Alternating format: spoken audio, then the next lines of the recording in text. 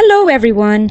Today I'm making rice with meat. I won't call this pilaf because it's just my own way of cooking it, but I assure you it turns out very tasty. The rice is fluffy and the meat is tender and soft. It's always a fail-proof lunch or dinner. First, rinse the rice well, 500 grams, until the water runs clear. I use long grain rice.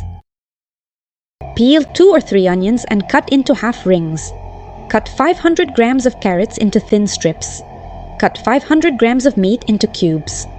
Take a cauldron or a thick-walled pot, pour in 150 milliliters of vegetable oil, heat well and add the onion. As soon as the onion turns slightly golden, after about 5 minutes, add the meat. Add 1 teaspoon of salt. I add a heaping spoonful, then fry everything until the meat turns golden.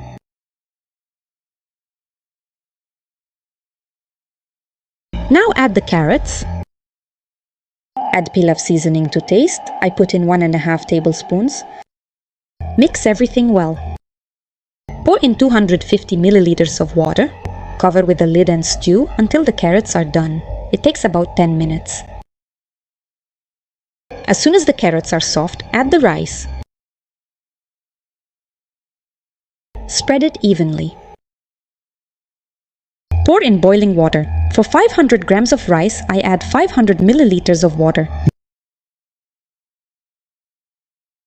Set to medium heat and cook for 15 minutes. Once the rice absorbs all the water, shape it into a mound.